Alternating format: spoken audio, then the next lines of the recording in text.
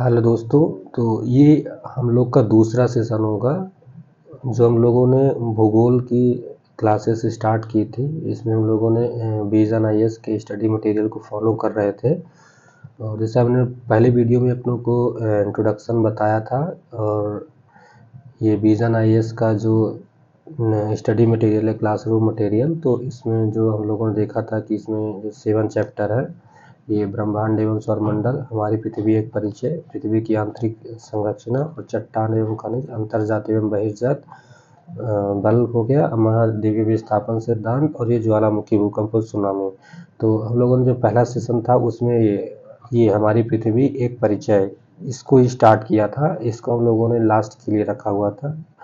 सब लोगों ने पहले वीडियो में हमको आपने सारा चीज़ इसको बता दिया है, तो हम लोग डायरेक्ट अपने कंटेंट पे चलते हैं जो हम लोग को आज कवर करना है ना। तो जिन लोगों ने भी पहला लेक्चर नहीं देखा है वो जाके पहले लेक्चर देख ले, तभी उन लोगों को आगे की बात समझ में आएगी ना। तो हम लोग अपना कंटेंट स्टार्ट करते हैं। इसमें हम लोग ये स्टार्ट कर रहे थे हमारी पृथ्वी एक परिचय। तो इसमें परिचय हम लोगों ने स्टार्ट किया था जिसमें पृथ्वी की आकृति के बारे में पढ़ रहे थे, है ना। तो इसमें पृथ्वी की गोलाकार आकृति के साथ यहाँ तक हम लोगों ने पढ़ लिए थे, पृथ्वी की गोलाकार होने के साक्ष्य। तो हम लोग को दूसरा टॉपिक स्टार्ट करना है। ये गोल्डीलॉक्स जोन के बारे में हम लोग बताया था कि क्या होता है। तारों के चारों ओर का ऐसा क्षेत्र जहां अनुकूल जीवन जीने योग्य अनुकूल स्थिति पाई जा सकती है, यहाँ तक हम लोगों ने कर लिया था। अब नेक्स्ट सेशन में हम लोग को अब इसमें स्टार्ट करना है कि पृथ्वी की विशिष्टता क्या है। तो हम लोग जैसा कि पृथ्वी एक विशिष्ट ग्रह है क्योंकि यहाँ जीवन विद्यमान है, इसके संबंध में कुछ विस्तृत विवरण निम्नलिखित है। पृथ्वी ऑफकोर्स एक विशिष्ट ग्रह है। सबसे बड़ा विशिष्ट ग्रह यही है कि यहाँ जीवन जीने योग्य अनुकूल स्थितियाँ हैं, जैसे पानी, जैसे जीवन जीने योग्य जो विशिष्ट जीवन जीने के लिए सबसे महत्वपूर्ण चीज़ें जो कि पृथ्वी में अवेलेबल है, अपन देखते हैं पानी, जैसे वायुमंडल जिसको बोल देते हैं। तीसरा जैसे बोलते हैं ना आकाश पाताल, अपन ये कर देते हैं भगवान, यानी कि भूमि, गगन यानी आकाश, नल नीर हो गया, जल और वायु। तो ये सारी चीज़ें जो हमारी जीने के लिए काफ़ी नेसेसरी होती हैं, तो ये सारी चीज़ें पृथ्वी में पाई जाती है, इसलिए पृथ्वी हमारी एक विशिष्ट ग्रह बन जाती है ना। तो इसमें पहला है कि पृथ्वी शुक्र और मंगल ग्रह की कक्षाओं के मध्य स्थित है।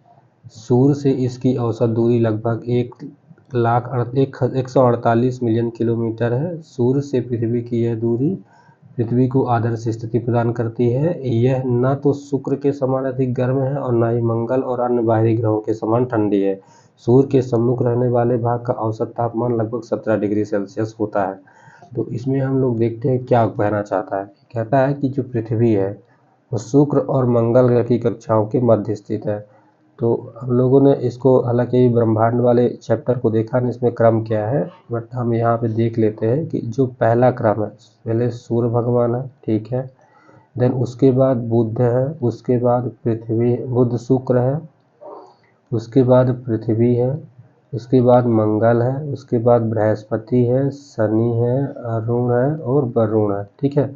तो जो पृथ्वी है ये हमारी पृथ्वी जो शुक्र और मंगल के बीच है, वो यही कहना चाह रहा है कि जो पृथ्वी है शुक्र और मंगल ग्रह की कक्षाओं के मध्य स्थित है। सूर्य से इसकी औसत दूरी लगभग 148 मिलियन किलोमीटर है। इसको हम लोग लगभग बोल देते हैं 15 करोड़ किलोमीटर, अगर करोड़ में बोला था। वैसे तो 14.98 करोड़ किलोमीटर बोलते हैं एग्जैक्टली, लेकिन लोग राउंड फिगर लेते हैं तो 15 करोड़ किलोमीटर जब क्वेश्चन न्यूमेरिकल क्वेश्चन सॉल्व करते हैं तो ले लेते हैं। तो ये चीज़ समझ आई कि सूर्य से इसकी औसत दूरी लगभग 148 मिलियन किलोमीटर है जो बताना चाह रहा है। एंड देन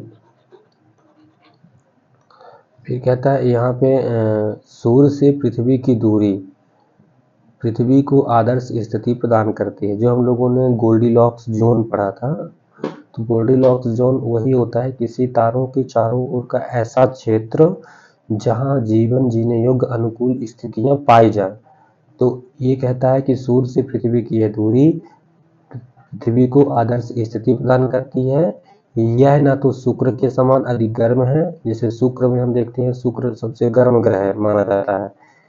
आप लोग को जानकर आश्चर्य होगा कि जैसे हम लोगों ने सूर्य के बाद बुध देखा, उसके बाद शुक्र देखा, तो सबसे नजदीक तो बुध है, तो बुध को ज़्यादा गर्म होना चाहिए था, लेकिन ऐसा नहीं है। गर्म होने के लिए एक स्थिति होती है जिसको ग्रीन हाउस गैसेस कहते हैं।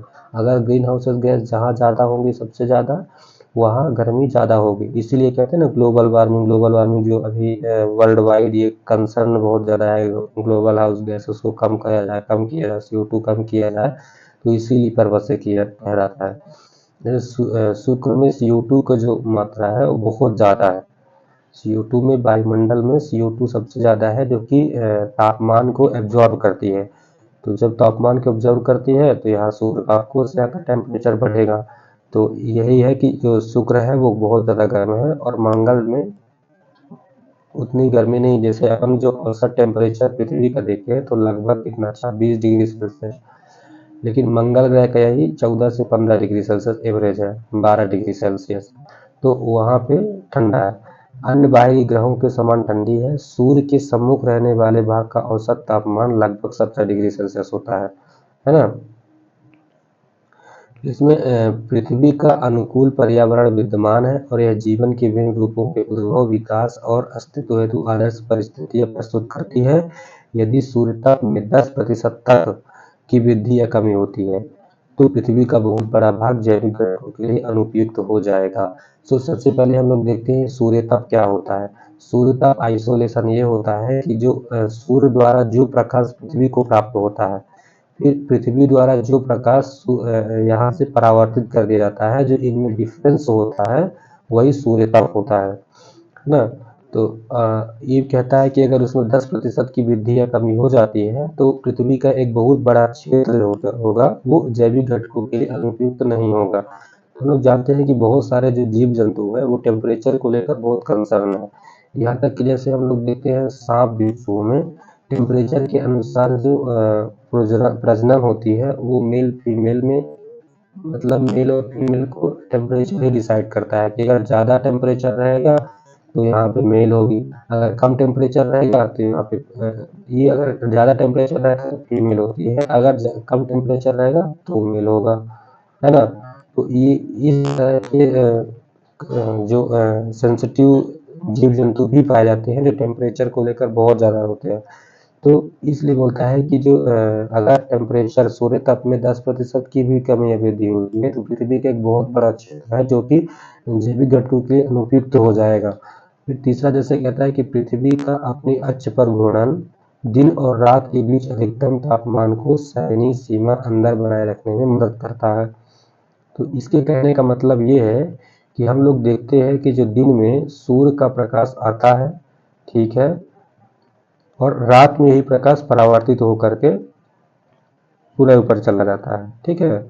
तो ये यह कहना चाहता है कि अगर सोचो कि रात नहीं होती तो टेम्परेचर क्या होता, केवल आता ही जाता आता ही जाता आता ही जाता, ये कभी यहाँ से पृथ्वी से परावर्तित होकर वापस लौटता ही नहीं। तो एक ऐसी स्थिति आती जब पृथ्वी बहुत ज़्यादा गर्म हो जाती और जीने के लिए ये उपयुक्त नहीं रह जाती। तो यही कहता है कि जो पृथ्वी की घूर्णन गति है वो दिन एवं रात के बीच अधिकतम तापमान को सहनीय सीमा बंदर के अंदर बनाए रखने में मदद करती है। तो इसका मतलब समझ गए। फिर ये कहता है कि चौथा पॉइंट देखते हैं कि महासागरों, समुद्रों, घड़ियों, नदियों, झीलों आदि का जल पर्याप्त मात्रा में उपलब्धता हमारे ग्रह की एक अनूठी विशेषता है। हमारे ग्रह को ऑलरेडी ब्लू ग्रह, नीला ग्रह भी कहा जाता है, इसी कारण से क्योंकि पृथ्वी के कुल भू क्षेत्र का 71% भाग पर जल विद्यमान है। यह जलराशि जीवन के विभिन्न रूपों में विकास हेतु आदर्श स्थिति प्रदान करती है। जल चक्र पृथ्वी पर जल के निरंतर प्रवाह को बनाए रखता है। तो आप लोग को समझ आ रहा होगा जैसे आप जल चक्र बढ़ा, जल चक्र का क्या मतलब है। जल चक्र का सीधा सा मतलब है कि जैसे हम लोग मान लो जो बारिश होती है, बारिश के द्वारा पानी आया, उसको फिर उसके नदी में गया, ठीक है, ये नदियों में हम लोगों ने जो यूज किया उस सब जमीन में, कुछ जमीन में गया, कुछ नदियों में गया, फिर यही बाष्पीकृत हो गया, फिर आसमान में पहुंच गया, फिर बारिश के द्वारा पृथ्वी पर आ गया, फिर नदियों या भूजल में गया, उसके बाद फिर उसका एक तो जैसे बाष्पीकरण के द्वारा, एक भूजल के द्वारा, जब बाष्पीकरण के द्वारा फिर पानी पर पहुंचता है तो ये एक सर्कल बन जाता है, इसको बोलते हैं जल चक्र। तो पृथ्वी पर जल के निरंतर प्रवाह को बनाए रखता है। हम लोग पांचवा देखते हैं जैसे कि वायुमंडल एक कवच के रूप में कार्य करता है। आपको उस वायुमंडल एक कवच के रूप में कार्य करता है। हम लोगों ने काफी जो लगभग चौथी पांचवी क्लास से पढ़ रहे हैं कि जो हमारा वायुमंडल में ग्रीन हाउस गैसेस, वो जो क्या बोलते हैं, ओजोन गैस जो होती है, ओजोन गैस पाई जाती है, जो कि सूर्य से आने वाली पराबैंगनी किरणों को हमें हानिकारक किरणों से बचाती है। तो वायुमंडल एक कवच के रूप में ऑफकोर्स कार्य करता है। सूर्य से आने वाली हानिकारक पराबैंगनी अल्ट्रावायलेट किरणों से हमारे ग्रह की रक्षा करता है। वायुमंडल पृथ्वी की सतह से पार्थिव विकिरण को अवशोषित कर लेता है और इस प्रकार पृथ्वी को रात का समय और शीत ऋतु के दौरान अपेक्षाकृत गर्म बनाए रखता है। जैसे हम लोग देखते हैं कि जो पृथ्वी होती है वो दिन के समय सूर्य के टेम्परेचर प्राप्त करती है, ठीक गर्म रहती है। लेकिन सोचो अगर रात में हमारा जो वायुमंडल नहीं होता तो जितना भी टेम्परेचर आया था उतना, जब भी रात होती तो 1-2 घंटे में सारा का सारा गर्मी ये बाहर निकल जाती। तो क्या होता है, स्थिति क्या होती कि यहाँ पृथ्वी जो है बहुत ज़्यादा ठंडी हो जाती, कूल हो जाती। तो हम लोग देखते हैं कि जो दिन में हमारा टेम्परेचर है वो तो 40-45 जा रहा है डिग्री, लेकिन रात में -40-45 डिग्री सेल्सियस जाता। तो ऐसी स्थिति में जीना मुश्किल हो जाता है ना। तो जो वायुमंडल होता है वो क्या करता है, जब पार्थिव विकिरण, जो पार्थिव विकिरण उसको बोलते हैं जो पृथ्वी के द्वारा अब परावर्तित कर दिया जाता है। तो जो पार्थिव विकिरण होती है उसको जो यहाँ पे वायुमंडल में कुछ ग्रीन हाउस गैसेस होती है, जैसे CO2, मीथेन, ये सारी गैसेस होती है जिस टेम्परेचर को एब्जॉर्ब कर लेती है। एब्जॉर्ब करके जो यहाँ स्थिति, यहाँ पे जो वायुमंडल के यहाँ एक निश्चित तापमान को बनाए रखने में मदद करता है, जिससे पृथ्वी का टेम्परेचर माइनस में नहीं जा पाता ना। जैसे हम लोग देखते हैं कि जो ठंडी ठंडी तक में हमारा जो टेम्परेचर होता है लगभग 3 डिग्री सेल्सियस के 2 डिग्री सेल्सियस होता है। तो ग्रीन हाउस गैसेस के कारण ही होता है ऐसा, है ना। तो वायुमंडल अगर नहीं होता तो जीना इतना आसान नहीं होता।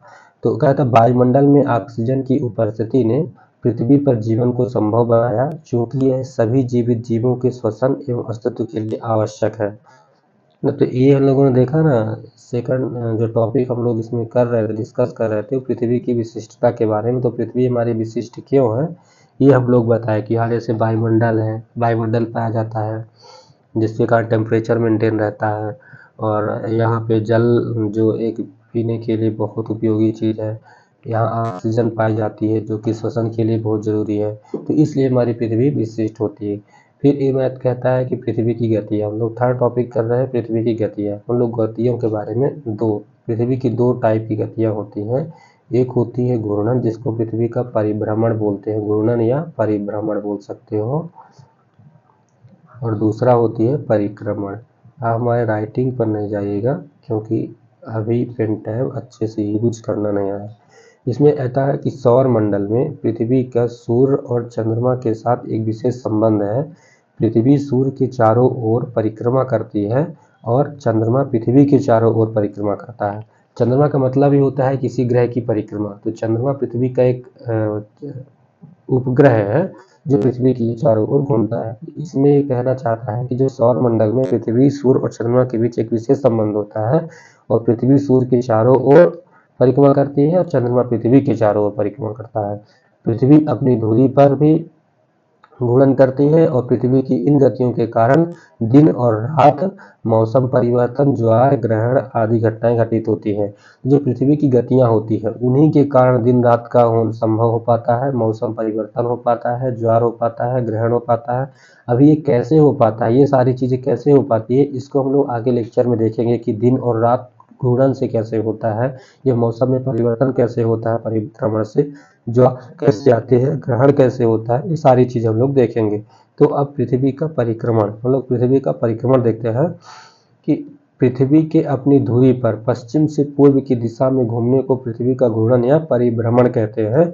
इसके कारण दिन व रात होते हैं, अतः इस गति को दैनिक गति भी कहते हैं, है ना। पृथ्वी जो है वो अपनी धुरी पर परिक्रमा करती है, अपनी धुरी पर पश्चिम से पूर्व की दिशा में परिभ्रमण करती है, जिसको पृथ्वी की घूर्णन गति कहा जाता है।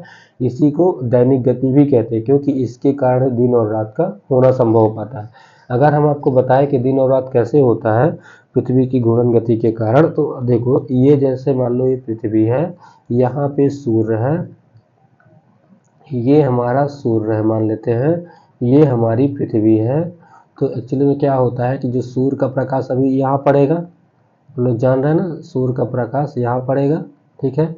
और जब पृथ्वी घूमती है तो क्या करेगी, पश्चिम से पूर्व दिशा में घूमेगी, है ना।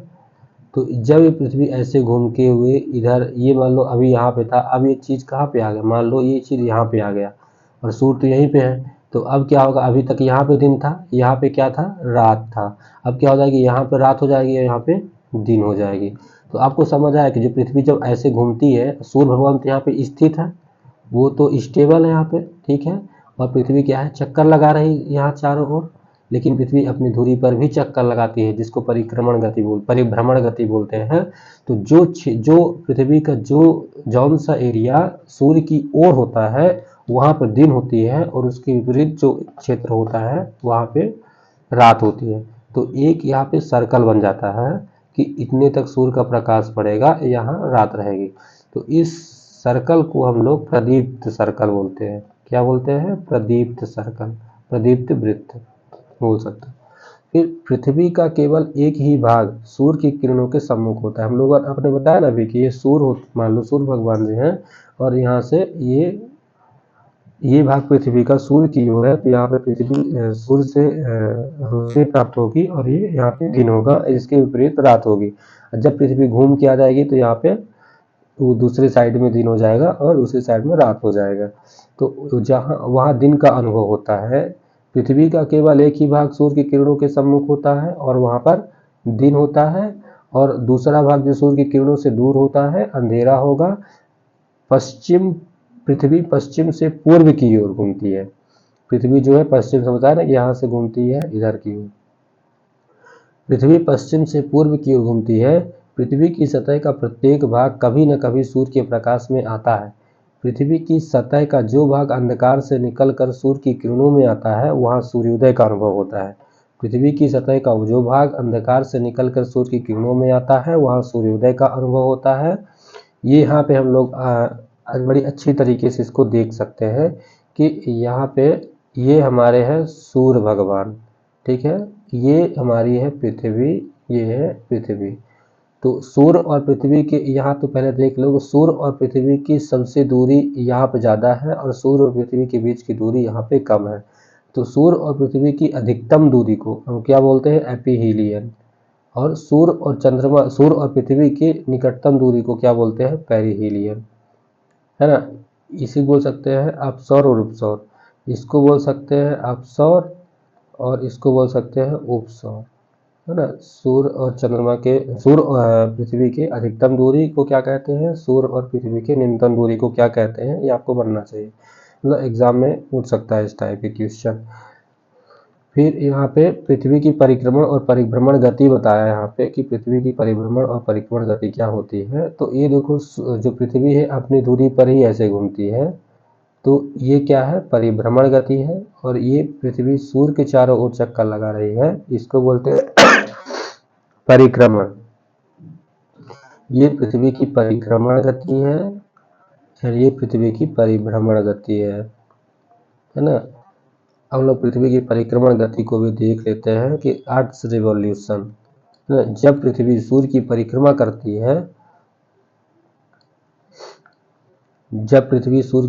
करती है, यह दीर्घ वृत्ताकार पथ को घूमते हुए एक संपूर्ण परिक्रमा में 365 दिन 1/4 दिन या 1 वर्ष का समय लेती है। दिन के 1/4 समय को कैलेंडर में दिखाना संभव नहीं है, अतः एक सामान्य वर्ष में 365 दिन का माना जाता है और अतिरिक्त दिन प्रत्येक 4 वर्ष में एक लीप ईयर के रूप में जोड़ दिया जाता है। हम लोग जानते हैं कि ये पृथ्वी दिवस है 365 दिन का होता है, मतलब पृथ्वी वर्ष एक पृथ्वी वर्ष 365 दिन का होता है और एक लीप वर्ष 366 दिन का होता है। तो पृथ्वी जो है वो सूर्य की परिक्रमा 365 दिन 1/4 दिन में पूरा कर पाती है। चूंकि 1/4 को कैलेंडर में दिखाना संभव नहीं है, तो इसको 1/4 1/4 1/4 1/4 4 साल में 1/4 1/4 1/4 जोड़ देंगे तो कितना हो जाएगा, 1 हो जाएगा। जैसे क्यों इसको ऐड करता है तो देखो 1/4 प्लस 1/4 प्लस 1/4 प्लस 1/4 ये पूरा ऐड करेंगे तो बाद में 1 दिन बन जाएगा। तो यही हर चौथे साल में लीप ईयर आता है जिसमें 366 दिन हो जाते हैं। तो यही बोला है कि एक लीप वर्ष में जोड़ दिया जाता है। यहाँ लीप वर्ष, लीप सेकंड और एटॉमिक टाइम लीप वर्ष, मतलब इसके बीच अंतर समझते हैं कि लीप वर्ष, लीप सेकंड और एटॉमिक टाइम लीप वर्ष क्या होता है कि पृथ्वी को सूर्य की परिक्रमा करने में लगे समय को सौर वर्ष कहा जाता है। बोले ना, एक सौर वर्ष 365 दिन। पृथ्वी को सूर्य की परिक्रमा पूरी करने में लगे समय को सौर वर्ष कहा जाता है। प्रत्येक सौर वर्ष कैलेंडर वर्ष से लगभग 6 घंटा बढ़ जाता है, जिसे प्रत्येक चौथे वर्ष में लीप वर्ष बनाकर समायोजित किया जाता है। लीप वर्ष 366 दिन का होता है, जिसके कारण फरवरी माह में 28 दिन के स्थान पर 29 दिन होते हैं। ये लीप वर्ष होता है। अब इन लोगों ने समझ लिया। अब हम लोग देखते हैं लीप सेकंड क्या होता है। तो जुरैसिक काल में पृथ्वी अपनी धुरी पर एक घूर्णन में मात्र 23 घंटे ही लिया करती थी, लेकिन अब पृथ्वी की घूर्णन गति धीमी हो रही है। इसका सीधा प्रभाव समय पर पड़ता है। पृथ्वी की घूर्णन गति प्रतिदिन सेकंड के 2000वें भाग के बराबर धीमी होती जाती है, जिससे प्रत्येक 100 वर्ष में करीब 15 सेकंड का अंतर आता है। यदि लीप सेकंड नहीं जोड़ा जाता तो आने वाले 2000 वर्षों में यूनिवर्सल टाइम और पृथ्वी के घूर्णन में 1 घंटे का अंतर आ जाएगा। पृथ्वी के घूर्णन के रूप में एटॉमिक घड़ियों को सिंक्रोनाइज करने के लिए अतिरिक्त सेकंड जोड़ने की आवश्यकता होती है, अन्यथा घड़ियों का समय सौर प्रणाली के समय से आगे हो जाएगा। इस प्रकार इस अतिरिक्त सेकंड को लीप सेकंड कहा जाता है। प्रथम बार जो है 1972 में लीप सेकंड को जोड़ा गया था। वर्ष 2016 एक सेकंड लंबा रहा क्योंकि संपूर्ण विश्व के टाइम कीपर्स द्वारा नए वर्ष की पूर्व संध्या पर विश्व की घड़ियों में एक लीप सेकंड जोड़ा गया। पृथ्वी का समय खगोलीय समय यूनिवर्सल टाइम द्वारा मापा जाता है, जिसे एटॉमिक टाइम जोन कहा जाता है। Atomic time international atomic time stems atomic international द्वारा मापा जाता है। पेरिस की international earth rotation and reference system service विश्व को बताती है कि T1 और TAI के बीच अंतर के आधार पर करीब 1 लीप सेकंड जोड़ना होता है। लीप सेकंड जून या दिसंबर के अंतिम दिन के अंत में जोड़ा जाता है। एटॉमिक टाइम के बारे में क्या कहता है कि एटॉमिक घड़ियां विभिन्न रेडियो एक्टिव तत्वों के कंपन पर आधारित होती है। एटॉमिक घड़ियां होती हैं वो रेडियो एक्टिव तत्वों के कंपन पर आधारित होती है और कहा जाता है कि ये सटीक समय गणना को करती है और इनमें लगभग 30 मिलियन वर्ष बाद 1 सेकंड का अंतर आ जाता है। ये विभिन्न रेडियो एक्टिव तत्वों जैसे स्ट्रोंटियम सीजियम पर आधारित होता है एटॉमिक टाइम जोन, है ना। अब हम लोग दिन और रात का छोटा या बड़ा होना ये देखते हैं कि कैसे दिन और रात छोटा और बड़ा होता है। दिन और रात का छोटा और बड़ा होना, दिन और रात का छोटा व बड़ा होना। दिन और रात जो है वो छोटा और बड़ा क्यों होता है, हम इसको जानेंगे कि यदि पृथ्वी अपनी धुरी पर झुकी हुई ना होती तो सर्वत्र दिन रात बराबर होते। इसी प्रकार यदि पृथ्वी सूर्य की परिक्रमा न करती तो एक गोलार्ध में दिन सदा के लिए दिन ही होता और रात छोटी रहती, जबकि दूसरे गोलार्ध में रातें और दिन और बड़ी और दिन छोटे होते। परंतु विषुवत रेखीय भाग को छोड़कर विश्व के अन्य सभी भागों में विभिन्न ऋतुओं में दिन रात की लंबाई में अंतर पाया जाता है। विषुवत रेखा पर सदैव दिन रात बराबर होते हैं क्योंकि इसे प्रकाश वृत्त द्वारा हमेशा 2 बराबर भागों में बांटा जाता है। विषुवत रेखा का आधा भाग प्रत्येक स्थिति में प्रकाश प्राप्त करता है। इसमें समझने का प्रयास करते हैं कि दिन और रात छोटा या बड़ा क्यों होता है। तो ये क्या होता है, देखो ये है सूर्य भगवान, ये है हमारी पृथ्वी, ये है हमारी पृथ्वी, ये है हमारी पृथ्वी, ये है हमारी पृथ्वी, ठीक है। तो ये पृथ्वी हमारी ऐसे झुकी हुई है ना, ये हमारी विषुवत अक्षांश रेखाएं होती हैं। हमारी पृथ्वी जो है ऐसे झुकी हुई है, ठीक है, ये हमारी रेखाएं हैं, अक्षांश रेखाएं। तो जो ये हमारे सूर्य भगवान जी हैं। तो ये अगर हम यहाँ पे देखें, इस वाली स्थिति में देखें, तो सूर्य भगवान कहाँ पे हैं? ये हमारी कर्क रेखा है, ये हमारी ये हमारी विषुवत रेखा है, और ये नीचे वाली मकर रेखा है। सारे में ये कर्क रेखा, ये विषुवत रेखा, और ये मकर रेखा, ये कर्क रेखा, विषुवत रेखा, मकर रेखा, कर्क रेखा, विषुवत रेखा, मकर रेखा। ये जो है विषुवत रेखा होती है 0 डिग्री अक्षांश को बोलते हैं, कर्क रेखा 23 डिग्री 23.5 डिग्री अक्षांश को बोलते हैं, नॉर्थ एंड साउथ दोनों में। तो सेम सिचुएशन सारे में है। तो हम लोग देखते हैं कि जो सूर्य है वो अगर कर्क रेखा पर है, तो इसका मतलब है कि यहाँ पे जो इसके उत्तरी गोलार्ध में दिन बड़ा होगा और रात छोटी होगी। यही सूर्य भगवान यहाँ पे देखते हैं कि ये मकर रेखा साइड होते हैं दक्षिणी गोलार्ध में। तो दक्षिणी गोलार्ध में दिन बड़ा होता है और रात छोटी होती है। लेकिन ये कहता है कि जो विषुवत रेखा पर है, विषुवत रेखा पर सदैव दिन और रात बराबर होते हैं। तो ये सब दिन और रात बराबर है, बड़ा या छोटा किस स्थिति में हो पा रहे हैं? क्योंकि पृथ्वी हमारी झुकी हुई है। ये अक्षांश रेखा है, ये सब हम चीज़ आगे पढ़ेंगे, ठीक है। अभी हम केवल एग्जाम्पल मतलब समझाने का प्रयास कर रहे हैं। अभी जो समझा रहे हैं उसको आप समझ लो।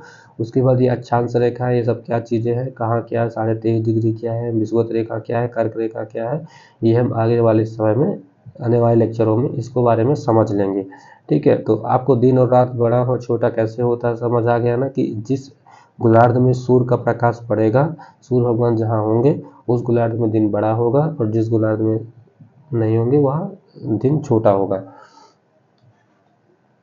तो और आगे हम देखते हैं, और ये कहता है कि 21 मार्च 2023 की अवधि, 21 मार्च से 23 सितंबर की अवधि में उत्तरी गोलार्ध सूर्य की ओर 21 मार्च से 23 सितंबर की अवधि में उत्तरी गोलार्ध सूर्य का प्रकाश 12 घंटे या अधिक समय तक प्राप्त करता है। यहाँ दिन बड़े एवं रातें छोटी होती हैं। तो हम इसको भी एक चीज़ समझ लेते हैं, पहले पढ़ लेते हैं। जैसे जैसे उत्तरी ध्रुव की ओर सूर्य बढ़ने लगते हैं, दिन की अवधि भी बढ़ती जाती है। 23 सितंबर से 21 मार्च तक सूर्य का प्रकाश दक्षिणी गोलार्ध में और 12 घंटे या अधिक समय तक प्राप्त करता है। जैसे जैसे दक्षिणी ध्रुव की ओर बढ़ते हैं, दिन की अवधि भी बढ़ती है। दक्षिणी ध्रुव पर इसी कारण 6 महीने तक दिन रहता है, और इस प्रकार उत्तरी ध्रुव एवं दक्षिणी ध्रुव दोनों पर ही 6 महीने तक दिन व 6 महीने तक रात रहती है। तो इसको हम लोग समझते हैं कि क्या बोलना चाह रहा है यहाँ पे। यहाँ पे जितना भी बोला अभी आपको समझ नहीं आया होगा, हम लोग इसको समझाते इसको। ये हो गई पृथ्वी, ये हो गया हमारी भूमध्य रेखा, ये हो गई कर्क रेखा, और ये हो गई मकर रेखा, ठीक है। ये है 23.5 डिग्री पर, 23.5 डिग्री नॉर्थ, 23.5 डिग्री साउथ, है ना। और ये है विषुवत रेखा। तो एक्चुअली में क्या होता है कि जो पृथ्वी है वो 21 मार्च को यहाँ पे होती है, 21 मार्च को यहाँ होती है। फिर पृथ्वी इधर की ओर चलना स्टार्ट करती है नॉर्थ की ओर, और मार्च, अप्रैल, मई, जून, और ये 22 जून को यहाँ पे कर्क रेखा पर होती है। अब सूर्य भगवान मैक्सिमम यहीं तक जा सकते हैं, उसके बाद फिर पीछे की ओर लौटना स्टार्ट कर देते हैं। तो जब उधर गए, मान लो 21 मार्च को ये विषुवत रेखा पर थे, अब ये इधर स्टार्ट किए जून तक जाना। जून के बाद आएंगे तो यहाँ पे 23 सितंबर में पहुँचेंगे, यहाँ पे विषुवत रेखा में। तो आप ये देख सकते हैं कि जैसा 21 मार्च से लेकर के 23 सितंबर तक पृथ्वी कहाँ है, इसी गोलार्ध में, यहीं पे आती जाती है ना, मतलब यहीं पे है। तो ऑफकोर्स ये उत्तरी गोलार्ध में दिन जो होगा वो बड़ा होगा और रात जो होगी वो छोटी होगी। यही कंडीशन यहाँ पे कि जैसे 23 सितंबर हो गया, अब सितंबर के बाद इधर की पृथ्वी चलना स्टार्ट कर देगी, सितंबर, अक्टूबर, नवंबर, दिसंबर, और 22 दिसंबर पे यहाँ पे 22 दिसंबर को पृथ्वी यहाँ पहुँच जाएगी। अब दिसंबर के बाद फिर इधर स्टार्ट कर देगी चलना, तो ये 21 मार्च को यहाँ पे पहुँच जाएगी। तो हम लोग देख रहे हैं जैसे कि 23 सितंबर से लेकर के ये 21 मार्च तक पृथ्वी क्या है, दक्षिणी गोलार्ध में। तो आपको दक्षिणी गोलार्ध में दिन जो होगा वो बड़ा होगा और रात जो होगी वो छोटी होगी। तो दिन और रात कैसे बड़ा या छोटा हो रहा है, ये बात आपको समझ में आ गई होगी। और चूंकि पृथ्वी झुकी हुई है तो इसलिए जो उत्तरी गोलार्ध है, दक्षिणी गोलार्ध है, यहाँ पे 6 महीने के दिन और 6 महीने का रात होता है। तो अगर कोई पूछे कि उत्तरी गोलार्ध और पृथ्वी का उत्तरी गोलार्ध, दक्षिणी गोलार्ध 6 महीने की रात और 6 महीने के दिन प्राप्त करता है, इसका कारण क्या है? तो इसका सिंपल सा कारण है पृथ्वी का अपने धुरी पर झुके होना, पृथ्वी का अपने अक्ष पर झुके होना। यहाँ हम लोग जो स्थिति हम बताना चाह रहे थे, यहाँ पे बना हुआ है कि ये हमारे सूर्य जी हैं, ये हमारे सूर्य जी हैं, ठीक है, ये सूर्य भगवान जी हैं। अब अच्छे से समझ आ रहा होगा। और ये हमारी पृथ्वी है, ये हमारी पृथ्वी है, ये पृथ्वी है हमारी, ये पृथ्वी है। अब ये अपने अक्ष पर झुकी हुई है, देख लीजिए, हर उसमें पृथ्वी हमारी झुकी हुई है ना। और यहाँ पे ये है विषुवत रेखा, जो सीधी जग रही विषुवत रेखा है, ये वाली कर्क रेखा है, ये वाली मकर रेखा है। ये विषुवत रेखा है, ये कर्क रेखा है, ये मकर रेखा है, विषुवत रेखा है, ये विषुवत रेखा है, कर्क रेखा है, मकर रेखा है ना। इस सारी स्थिति में ये कर्क रेखा है, विषुवत रेखा है, मकर रेखा है। तो यहाँ पे देख रहे हैं जो सूर्य भगवान है उनकी स्थिति इसमें है, यानी कि कर्क रेखा और विषुवत रेखा के बीच यहाँ पे, और यहाँ पे भी है कर्क रेखा और विषुवत रेखा के बीच। यहाँ पे लोग देखते हैं मकर रेखा और विषुवत रेखा के बीच, यहाँ पे मकर रेखा और विषुवत रेखा के बीच। तो जो 21 मार्च है और 23 सितंबर है वो पृथ्वी डायरेक्ट इसके ऊपर होती है, विषुवत रेखा के जस्ट ऊपर रहती है 21 मार्च और 23 सितंबर को। और 21 जून और 22 दिसंबर को, 21 जून को पृथ्वी कर्क रेखा पर रहती है और 22 दिसंबर को ये मकर रेखा पर रहती है। तो ये जब दक्षिणी गोलार्ध में रहती है, दक्षिणी गोलार्ध में दिन बड़ा और रात छोटी होती है। जब यहाँ पृथ्वी जो है उत्तरी गोलार्ध में सूर्य भगवान रहते हैं, सूर्य एक्चुअली में सूर्य रोटेट नहीं करते कि उत्तरी गोलार्ध या दक्षिणी गोलार्ध में आ जा रहे हैं, ऐसा नहीं है। पृथ्वी जो है वो झुकी हुई है, इसलिए ऐसा होता है ना। सूर्य की आभासी गति हम लोग बोल सकते हैं, सूर्य आज प्रत्यक्ष रूप से गति नहीं करते लेकिन आभासी गति, क्योंकि पृथ्वी हमको स्थिर दिखाई देती, स्टेबल दिखाई देती है, तो हम पृथ्वी की सूर्य की आभासी गति को बोल सकते हैं। ये डायरेक्ट रेज जो है, डायरेक्ट किरण उत्तरी गोलार्ध में पड़ती है, यहाँ पे डायरेक्ट किरण जो है दक्षिणी गोलार्ध में पड़ती है, यहाँ डायरेक्ट किरण विषुवत रेखा पर पड़ती है, डायरेक्ट किरण विषुवत रेखा पर पड़ती है। The earth revolves in an orbit around the सन।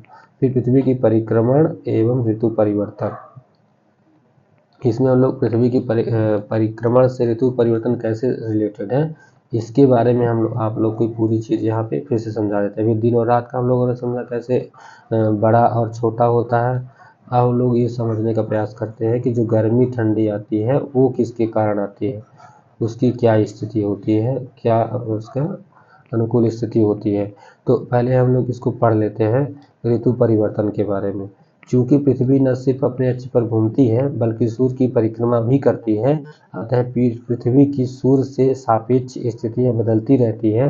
पृथ्वी के परिक्रमण में 4 मुख्य अवस्थाएं होती हैं, इन अवस्थाओं में ऋतु परिवर्तन होते हैं। देखो जो 21 जून होता है, हमने बताया ना 21 जून को, अगर जो हमने बताया अभी उसमें आप अगर याद करें तो 21 जून को पृथ्वी कहाँ पे थी, 21 जून को पृथ्वी जो थी वो मकर रेखा पर, वो कर्क रेखा पर थी, मतलब उत्तरी गोलार्ध में थी। तो ऑफकोर्स उत्तरी गोलार्ध में क्या होगा, दिन बड़ा होगा और रात छोटी होगी, और जब दिन बड़ा होगा सूर्य का प्रकाश ज़्यादा प्राप्त होगा तो यहाँ गर्मी ज़्यादा होगी। तो इस समय सूर्य की कर्क रेखा पर लंबवत चमकता है, सूर्य जो है वो कर्क रेखा पर लंबवत रहता है। सूर्य की किरणें जिस क्षेत्र में लंबवत पड़ेंगी वहाँ गर्मी रहेगी ऑफकोर्स। ये सूर्य की कर्क रेखा पर लंबवत चमकता है, इस स्थिति को ग्रीष्म अयनांत यानी कि समस्टर सोलेस्टिक कहते हैं। वसुतः 21 मार्च के बाद सूर्य उत्तरायण होने लगता है। बता रहे कि 21 मार्च को सूर्य भगवान जो होते हैं वो विषुवत रेखा पर होते हैं, और विषुवत 21 मार्च के बाद ये उत्तरायण उत्तर की ओर जाने लगते हैं। फिर 21 जून को वो कर्क रेखा पर पहुंच जाते हैं एवं उत्तरी गोलार्ध में दिन की अवधि बढ़ने लगती है, जिससे वहाँ ग्रीष्म ऋतु का आगमन होता है, वहाँ गर्मी आने लगती है। अब 21 जून को उत्तरी गोलार्ध में दिन की लंबाई सबसे अधिक होती है, दक्षिणी गोलार्ध में इस समय शीत ऋतु होती है, क्योंकि वहाँ सूर्य की तिरछी किरणें प्राप्त होती है तो वहाँ सर्दी होती है। ठीक है। अब 21 जून के पश्चात 23 सितंबर तक सूर्य पुनः विषुवत रेखा की ओर उन्मुख होता है, परिणाम स्वरूप धीरे धीरे उनकी उत्तरी गोलार्ध में गर्मी कम होने लगती है। इसको देखते हैं दूसरी स्थिति क्या है कि जो 22 दिसंबर की स्थिति, तो इस समय सूर्य जो है मकर रेखा पर होता है। हम बता रहे हैं कि जो 23 सितंबर पर सूर्य विषुवत रेखा पर होता है, फिर दक्षिणायन होने लगता है, और 22 दिसंबर को सूर्य जो है वो मकर रेखा पर पहुंच जाते हैं। तो अब ये आप जान सकते हैं कि जैसे जब सूर्य की किरण डायरेक्ट दक्षिणी गोलार्ध में पड़ रही है तो आपको दक्षिणी गोलार्ध में गर्मी होगी, और अब इस टाइम पे उत्तरी गोलार्ध में शीत ऋतु आ चुकी होगी। इस स्थिति को शीत अयनांत कहते हैं। इस समय दक्षिणी गोलार्ध में दिन की अवधि लंबी तथा रात छोटी होती है। तो जिस गोलार्ध में सूर्य होंगे वहाँ दिन की अवधि बड़ी होगी और रात की अवधि छोटी होगी। वस्तुतः सूर्य के दक्षिणायन होने अर्थात दक्षिणी गोलार्ध में उन्मुख होने की प्रक्रिया 23 सितंबर के बाद प्रारंभ हो जाती है, जिससे दक्षिणी गोलार्ध में दिन बड़े व रातें छोटे होने लगती है। इस समय उत्तरी गोलार्ध में ठीक विपरीत स्थिति देखी जाती है। 22 दिसंबर के उपरांत 21 मार्च तक सूर्य पुनः विषुवत रेखा की ओर उन्मुख होता है एवं दक्षिणी गोलार्ध में धीरे धीरे ग्रीष्म ऋतु की समाप्ति हो जाती है। सबको समझ आया होगा। इसको पढ़ लेने से सारी चीज़ें समझ आ जाती है। 21 मार्च और 23 सितंबर की स्थिति, तो हम लोग जानते हैं कि जो 21 मार्च और 23 सितंबर को सूर्य जो है वो विषुवत रेखा पर होते हैं। तो इन दोनों स्थितियों में सूर्य विषुवत रेखा पर लंबवत चमकता है, जो है ना कि इन दोनों स्थितियों में सूर्य जो है विषुवत रेखा पर लंबवत चमकते हैं। अतः इस समय सभी अक्षांश रेखाओं का आधा भाग सूर्य का प्रकाश प्राप्त करता है। अतः सर्वत्र दिन व रात की अवधि बराबर होती है। जब सूर्य की प्रकाश विषुवत रेखा पर पड़ता है उस समय संपूर्ण पृथ्वी पर दिन और रात की अवधि बराबर होती है। इस समय दिन व रात की अवधि के बराबर एवं रहने एवं ऋतु के समानता के कारण इन दोनों स्थितियों को विषुव इक्विनॉक्स कहा जाता है। अगर कोई ये क्वेश्चन पूछ सकता है कि विषुव की क्या स्थिति है, तो विषुव उस स्थिति को कहते हैं जब दिन एवं रात बराबर होते हैं और ऋतुओं में समानता। जब दिन और रात बराबर होंगे तो ऋतु समान होंगी। कहता है 21 मार्च की स्थिति को बसंत विषुव और 23 सितंबर की स्थिति को शरद विषुव कहा जाता है। बसंत विषुव और शरद विषुव। देखो बसंत ऋतु कब आती है? दिसंबर के अराउंड आती है, दिसंबर जनवरी, जब खिचड़ी का मेला वगैरह लगता है ना।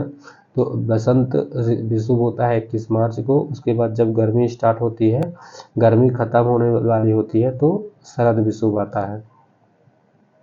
जब ठंडी खत्म होने लगती है तो आता है बसंत विषुव। जब गर्मी खत्म होने लगती है सितंबर में तो आता है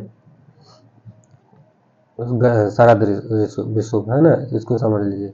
अब ये उषा काल तथा गोधूली क्या है? उषा काल तथा गोधूली के बारे में समझते हैं। डॉन एंड ट्यूलाइट, है ना, ट्यूलाइट।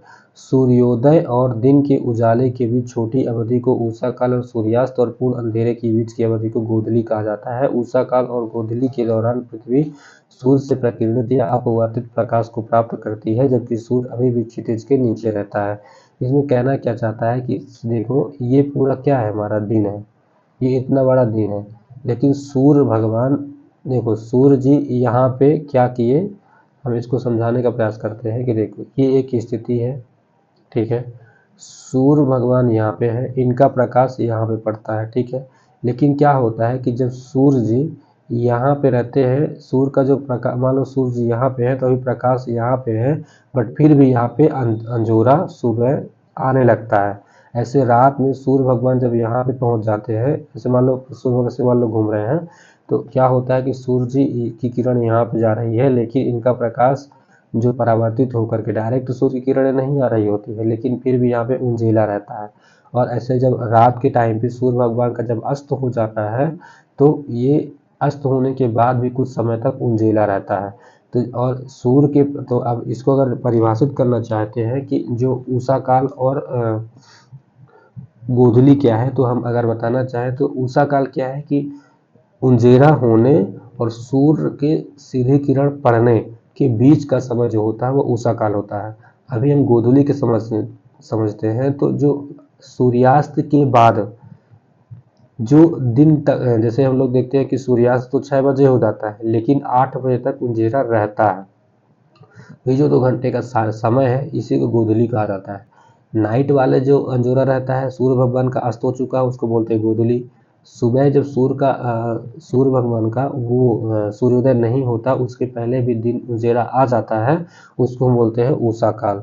तो उषा काल और गोधूली आपको समझ आ गया होगा। चूंकि भूमध्य रेखा पर सूर्योदय और सूर्यास्त एक लंबवत पथ के सहारे होता है, इस अवधि के दौरान अपवर्तित प्रकाश कम होता है, लेकिन शीतोष्ण कटिबंध में सूर्योदय और सूर्यास्त तिरछे पथ पर होता है और इस दौरान अपवर्तित प्रकाश की अवधि लंबी होती है। यह ध्रुव पर और भी लंबी होती है, इसलिए शीतकाल का अधिकांश अंधेरा वास्तव में केवल गोधूली ही होता है। जो ध्रुवों पर पर जो सूर्य का प्रकाश प्राप्त होता है हमेशा गोधूली ही होता है, क्योंकि सूर्य की सीधी किरण वहाँ पे मिलती ही नहीं कभी। तो जब सूर्य की सीधी किरण नहीं मिलती है, हम लोग उसी समय को गोधूली या उषा काल बोलते हैं। जो सुबह का टाइम होता है उसमें उषा काल और रात के टाइम वाले को गोधूली। सूर्य की जब सीधी किरण, इसमें सिंपल सा है उषा काल और गोधूली में कि सूर्य की सीधी किरण प्राप्त होगी तो कुछ नहीं होगा। जो सूर्य की जब अंधेरा उजेला रहेगा लेकिन सूर्य की सीधी किरण के कारण नहीं होगा तो उसको हम लोग गोधूली या उषा काल बोलेंगे। सुबह के टाइम को उषा काल, रात के टाइम को गोधूली। हम लोग ग्रहण की स्थिति देखते हैं कि जो ग्रहण जो होता है वो 2 टाइप का होता है। ग्रहण के बारे में देखते हैं। तो जो ग्रहण एक्चुअली में होता है 2 टाइप का होता है, एक होता है सूर्य ग्रहण और एक होता है चंद्र ग्रहण। तो ग्रहण कुछ नहीं, ग्रहण के एक्चुअली में होता क्या है कि जो हमको नहीं दिखेगा हम वही ग्रहण, जैसे मान लो यहाँ पे अगर हम रफ आइडिया समझें तो यहाँ मान लो कोई भी 3 चीज़ें हैं। तो ये मान लो सूर्य है, ये मान लो पृथ्वी है, ये मान लो चंद्रमा है। तो अगर देखा जाए मेन एनर्जी का सोर्स क्या है, सूर्य है। तो सूर्य की एनर्जी मान लो सूर्य का प्रकाश यहाँ पे पड़ रहा है। अब जब सूर्य का प्रकाश यहाँ पड़ रहा है तो हमें इस स्थिति में चंद्रमा हमको नहीं दिखेगा, क्योंकि ये इसकी छाया क्षेत्र में पहुँच जाएगा। ये चंद्रमा है पृथ्वी की छाया क्षेत्र में हो जाएगा और इस स्थिति में जो व्यक्ति यहाँ पे होंगे उनको ये चंद्रमा नहीं दिखेगा। जब इस समय चंद्रमा नहीं दिखेगा तो हम लोग इसको क्या बोलेंगे, चंद्र ग्रहण। यही स्थिति देखो, जैसे अब ये क्या हो गया, मान लो कि ये सूर्य जी हैं, ये नहीं, ये मान लो ये जो है वो सूर्य जी हैं और ये जो है वो चंद्रमा जी हैं और ये जो है वो पृथ्वी जी हैं। अब क्या होता है कि सूर्य का प्रकाश क्या होता है, यहाँ पे चंद्रमा पे यहाँ पड़ता है, ठीक है। अब ये क्या होती है कि चंद्रमा पे इधर तो प्रकाश पड़ रहा लेकिन अब इधर पे क्या अंधेरा है और यहाँ पृथ्वी जो है चंद्रमा के छाया क्षेत्र में आ गई। तो पृथ्वी जो है अब इधर से हम लोग देखेंगे कि चंद्रमा दिखेगा, यहाँ से हम लोग को सूर्य भगवान दिखेंगे नहीं, इसके छाया क्षेत्र में जाएगा। तो यहाँ जो पृथ्वी होगी यहाँ से चंद्रमा इसके आगे आ जाएगा तो सूर्य हमको दिखेंगे नहीं। तो इस स्थिति को हम लोग क्या बोलेंगे, ये संपूर्ण स्थिति क्या बोलेंगे हम लोग, सूर्य ग्रहण। यानी जो हमको नहीं दिखेगा। सिंपल सा है कि अगर कोई भी 3 व्यक्ति हैं, अगर बीच में जो भी व्यक्ति आ जाएगा तो उसके जो फर्स्ट और लास्ट वाला व्यक्ति होगा एक दूसरे को नहीं देख पाएंगे ऑफ कोर्स। तो ग्रहण का यही मतलब है। अब केवल स्थिति होती है कि जब पृथ्वी बीच में आ जाती है तो चंद्रमा नहीं दिखता, तो चंद्रमा बीच में आ जाता तो सूर्य नहीं दिखता, जब सूर्य नहीं दिखता तो सूर्य ग्रहण, चंद्रमा नहीं दिखता तो चंद्र ग्रहण, बस यही है। और आके हम देख लेते हैं एक्लिप्स होता क्या है कि जब सूर्य जो है पृथ्वी और चंद्रमा दीर्घ वृत्ताकार पथ पर एक सीधी रेखा में होते हैं, बताया ना सीधी रेखा में होते हैं, तो ग्रहण की स्थिति होती है। इसके अंतर्गत चंद्र ग्रहण एवं सूर्य ग्रहण का अध्ययन किया जाता है।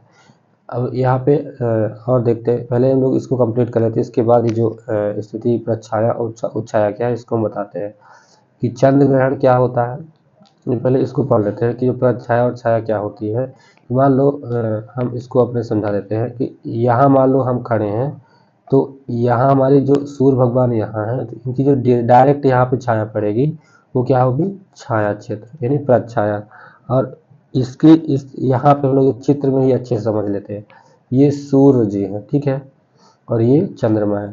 तो सूर्य की डायरेक्ट किरण ये आ रही थी, ठीक है, डायरेक्ट किरण ये आ रही थी, ये यहाँ पे जा रही है और ये वाली इधर, और जैसे 2 स्थिति दिखाया गया, एक ये स्थिति दिखाया गया है और एक ये स्थिति दिखाया गया है ना। तो जो ये वाला क्षेत्र है ना, ये वाला क्षेत्र ये पृथ्वी का प्रछाया क्षेत्र है, पेनुम्ब्रा बोलते हैं इंग्लिश में। ये पृथ्वी का प्रछाया क्षेत्र है और ये वाली जो स्थिति है ये पृथ्वी का उच्छाया क्षेत्र है, उम्ब्रा बोलते हैं इसको बोलते हैं उपछाया क्षेत्र, इसको बोलते हैं उपछाया क्षेत्र। तो ये वाली उपछाया है, ये पृथ्वी का छाया क्षेत्र है। उपछाया, प्रछाया और उपछाया समझ आया होगा आपको, 2 चीज, प्रछाया और उपछाया। हम चंद्र ग्रहण के बारे में देखते हैं। चंद्र ग्रहण क्या होता है? चंद्र ग्रहण में सिंपल सी बात है कि चंद्रमा जी हमको नहीं दिखेंगे। तो जब सूर्य, पृथ्वी और चंद्रमा के एक सीधी रेखा में होते हैं और पृथ्वी जो है, देखना यहाँ पे, देखना कि पृथ्वी जो है वो सूर्य और चंद्रमा के बीच आ गई। पृथ्वी जो है, पृथ्वी सूर्य और चंद्रमा के बीच आ गई। अब सूर्य का जो किरण है वो यहाँ पे आ जाएगा, यहाँ पे इसकी छाया बन जाएगी चंद्रमा पे, तो चंद्रमा हमको नहीं दिखेगा। तो ये चंद्र ग्रहण, तो यही बोलता है कि जो पृथ्वी है वो सूर्य और चंद्रमा के बीच आ जाए तो चंद्र ग्रहण लगेगा। चंद्र ग्रहण सदैव पूर्णिमा को होता है। चंद्र ग्रहण सदैव पूर्णिमा को होता है, परंतु प्रत्येक पूर्णिमा को नहीं, क्योंकि पृथ्वी एवं चंद्रमा के कक्ष तलों में 5 डिग्री का परस्पर झुकाव पाया जाता है। अतः चंद्रमा पृथ्वी के कक्ष तल में कभी कभी ही चंद्रमा होता है। तो क्या होता है कि ये पृथ्वी है, पृथ्वी का एक कक्ष तल है, यहाँ पे चंद्रमा इसको चक्कर लगाता है, लेकिन ये भी आपस में कितने 5 डिग्री झुके हुए होते हैं। तो जो चंद्र ग्रहण होता है हमेशा पूर्णिमा को होगा।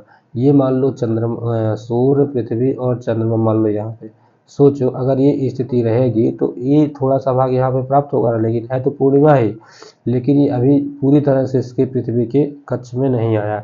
तो इसलिए पूर्णिमा के दिन भी कभी पूर्ण चंद्र ग्रहण पूरा नहीं होता, लेकिन होता पूर्णिमा के दिन ही चंद्र ग्रहण है। तो एक स्थिति जैसे ये स्थिति है, इसकी सेकंड स्थिति क्या होगी कि यहाँ पे पृथ्वी हो गई, सूर्य हो गए, ये चंद्रमा हो गए, एकदम सीधी रेखा में हो गए। तो अब क्या होगा कि इसकी डायरेक्ट छाया क्षेत्र पड़ेगा। यहाँ पे हम देखते हैं, यहाँ पे जो था ना, यह प्रच्छाया पड़ रहा था, यहाँ उप छाया पड़ रहा था, यहाँ पे प्रच्छाया पड़ेगा। जब प्रच्छाया क्षेत्र पड़ेगा जब चंद्र ग्रहण की स्थिति आएगी, उप छाया क्षेत्र में नहीं। इसका कारण क्या है? 5 डिग्री झुकाव, सूर्य से चंद्रमा की 5 डिग्री का झुकाव। चंद्र ग्रहण जो अधिकतम होता है वो 1 घंटे 40 मिनट तक रहता है। चंद्र ग्रहण अधिकतम 1 घंटे 40 मिनट तक रहता है।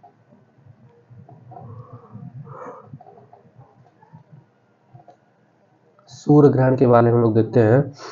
सोलार इक्लिप्स क्या है कि सिंपल सा है कि जब सूर्य, पृथ्वी और चंद्रमा एक सीधी रेखा में हो और जो चंद्रमा है वो सूर्य और पृथ्वी के बीच आ जाए। यहाँ पे चंद्रमा है, पृथ्वी है, सूर्य है, तो सूर्य का प्रकाश यहाँ पड़ेगा, यहाँ छाया क्षेत्र हो जाएगा, तो पृथ्वी से सूर्य भगवान नहीं दिखेंगे, तो ये सूर्य ग्रहण होगा। ये साधारण स्थिति है। अब सूर्य ग्रहण सदैव अमावस्या के दिन होता है, ध्यान रखना, सूर्य ग्रहण हमेशा अमावस्या के दिन होगा।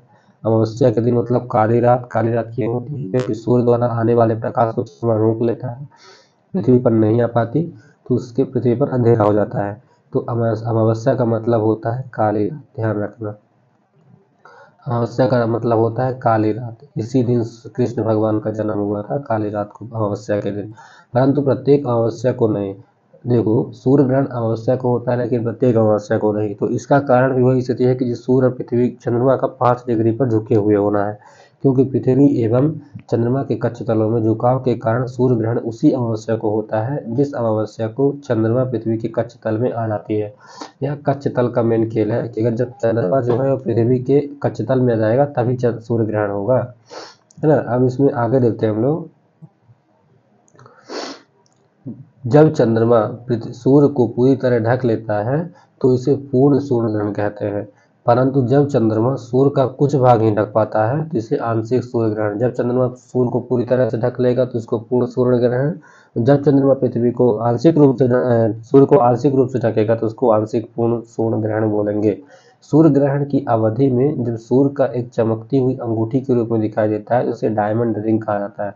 क्योंकि क्या होता है, इसको हम डायमंड रिंग को समझते हैं तो जैसे ये है सूर्य भगवान, ये है चंद्रमा, ये है पृथ्वी। अब ये पृथ्वी ने क्या की, चंद्रमा ने क्या किया, सूर्य को ढक दिया। लेकिन इस स्थिति में क्या होता है कि जो यहाँ से इसका प्रकाश जो कि चूँकि ये गर्म होता है तो इसकी चमक निकलती है, तो ये सूर्य का भाग तो नहीं दिखता है, ये वाला जो मेन पार्ट है, लेकिन यहाँ पे एक रिंग के रूप में दिखाई देता है, तो इसको हम बोलते हैं डायमंड रिंग, है ना। समझ आ गया होगा।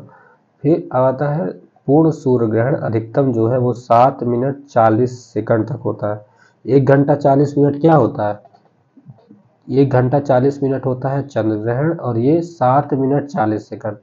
कौन? सूर्य ग्रहण जो होता है, पूर्ण सूर्य ग्रहण जो होता है वो 7 मिनट 40 सेकंड का होता है। एक कैलेंडर वर्ष में अधिकतम 7 ग्रहण पड़ सकते हैं। अधिकतम 7 ग्रहण होंगे, दोनों को जोड़ के, सूर्य ग्रहण और चंद्र ग्रहण को मिलाकर। अगर हम देखें तो अधिकतम सूर्य ग्रहण एक वर्ष में कितने हो सकते हैं, तो 5 हो सकते हैं, और न्यूनतम कितने होंगे, 2 होंगे। मतलब 2 सूर्य ग्रहण एक साल में पड़ना नेसेसरी है, पड़ेगा ही पड़ेगा। और अगर मैक्सिमम पड़ेगा तो 5 तक पड़ सकता है, उससे ज़्यादा नहीं पड़ेगा। यही स्थिति चंद्र ग्रहण की है कि एक साल में अधिकतम चंद्र ग्रहण 5 बार ही हो सकता है, लेकिन न्यूनतम 2 हो सकता है। मतलब 2 तो पड़ेगा ही पड़ेगा। प्रत्येक सूर्य ग्रहण के दिन पूर्ण सूर्य ग्रहण नहीं होता। प्रत्येक सूर्य ग्रहण के दिन पूर्ण सूर्य ग्रहण नहीं होता, आंशिक सूर्य ग्रहण हो सकता है। ठीक है। फिर अब आ जाते हैं भौगोलिक ग्रिड, अक्षांश और देशांतर के बारे में। हम लोग अक्षांश और देशांतर के बारे में देखते हैं। तो ये अक्षांश जो 2 है वो चैप्टर फर्स्ट ही है, लेकिन उसका जो सेकंड पार्ट है भौगोलिक ग्रिड, अक्षांश और देशांतर। तो आज हम लोग इतना ही रखते हैं, इसको हम लोग नेक्स्ट वीडियो में देखेंगे। भौगोलिक ग्रिड, अक्षांश और देशांतर को नेक्स्ट वीडियो में देखेंगे। तो अभी तो जितना हम लोगों ने पढ़ा, इसमें आप लोग को कुछ भी समझ नहीं आया तो आप वीडियो के कमेंट सेक्शन में कमेंट जरूर करें। मैं आपको डाउट को क्लियर करने की कोशिश जरूर करूँगा, है ना। तो आपको अगर वीडियो अच्छी लगी हो तो आप हमारे चैनल को सब्सक्राइब कर लें, ताकि हम जब भी वीडियो बनाएं तो आपको उसका नोटिफिकेशन मिल जाए। और इसका जो स्टडी मटेरियल जो हम फॉलो कर रहे हैं विजन IAS, इसको अगर आपको प्राप्त करना है तो आपको मेरे टेलीग्राम चैनल को ज्वाइन करना होगा। टेलीग्राम चैनल का लिंक जो है इस वीडियो के सब्सक्रिप्शन में डाल दिया है, उससे आप जाके ज्वाइन हो जाइए। और वहाँ मैं सारे जितना भी स्टडी मटेरियल है UPSC से रिलेटेड वहाँ मैं डालता हूँ, तो आप देख लें। और जब वीडियो आती है बनाते हैं तो वहाँ पे भी मैं डाल देता हूँ, तो आपको कोई दिक्कत नहीं होगी, आप उसको ज्वाइन कर लीजिए। ठीक है। तो thanks for watching, thank you so much.